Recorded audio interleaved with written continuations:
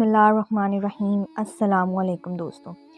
حضرت بشیر حنفی رحمۃ اللہ علیہ کے بارے میں بتایا جاتا ہے کہ یہ بہت بڑے شرابی تھے، خود بھی شراب پیتے اور دوسروں کو بھی پلاتے۔ ان کے 12 شراب خانے تھے جن میں ہر وقت جام گردشی میں رہتا تھا۔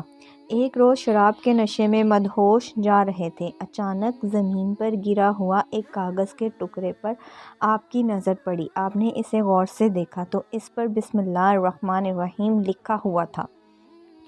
انہوں نے اپنے دل میں سوچا کہ اس کاغذ پر تو اس ہستی کا نام لکھا ہوا ہے جو میرا خالق بھی ہے اور میرا رازق بھی ہے، میرا آقا بھی ہے اور میرا مولا بھی ہے۔ اگر میں اسے یہیں پڑا رہنے دوں اور چلا جاؤں تو یہ ایک اور گناہ ہوگا۔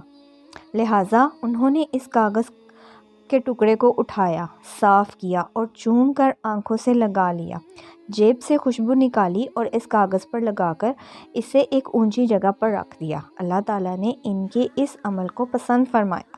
حضرت حسن بصری رضی اللہ عنہ نے خواب میں دیکھا کہ کوئی کہنے والا ان سے کہہ رہا ہے، اٹھو اور فلاں جگہ جاؤ، وہاں پر بشیر حنفی سے جا کر ملو اور اس سے کہو، اللہ فرماتے ہیں تو نے میرے نام سے گندگی ہٹا کر اس پر خوشبو لگائی، لہٰذا ہم نے تمہارے گناہوں کی گندگی ہٹا کر تمہیں پاک کر دیا ہے۔ اس وقت حضرت بشیر حنفی نشے کی حالت میں تھے۔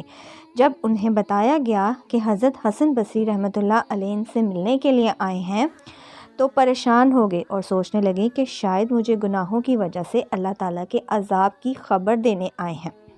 پھر ہمت کر کے ڈرتے ہوئے حضرت حسن بصری رحمۃ اللہ علیہ کے سامنے ہی آ گئے۔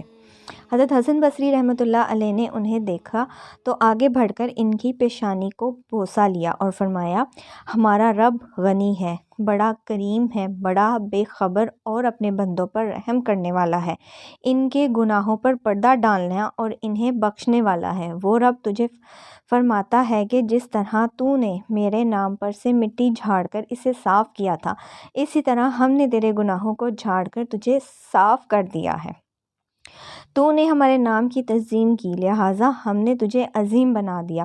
جب بشیر نے یہ بات سنی تو ان کی آنکھوں سے آنسو بہنے لگے، اپنے نفس کی ملامت کرنے لگے اور پھر اسی لمحے اپنے رب کی بارگاہ میں سچے دل سے توبہ کی۔ اس کے بعد زندگی میں آپ رحمۃ اللہ علیہ نے 40 بار حج کی سعادت حاصل کی اور 40 بار ہی جنگوں میں شرکت کی اور پھر 40 سال تک اولیاء اللہ کی زیارت میں لگے رہے۔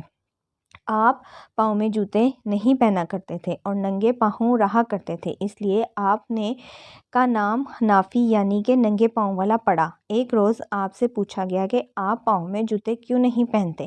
تو آپ نے فرمایا کہ اللہ تعالیٰ نے قرآن پاک میں ارشاد فرمایا، ہم نے زمین کو بچھونا بنایا ہے تو میں اللہ کے بنائے ہوئے بچھونوں پر جوتے سمیت کیسے چل سکتا ہوں؟ اور جب آپ رحمۃ اللہ علیہ کا وصال ہوا تو ایک شخص نے آپ کو خواب میں دیکھا۔ آپ اور حضرت معروف قرنی رحمۃ اللہ علیہ جنت میں سبز گھوڑوں پر سوار ہو کر ہوا میں اڑے جا رہے تھے۔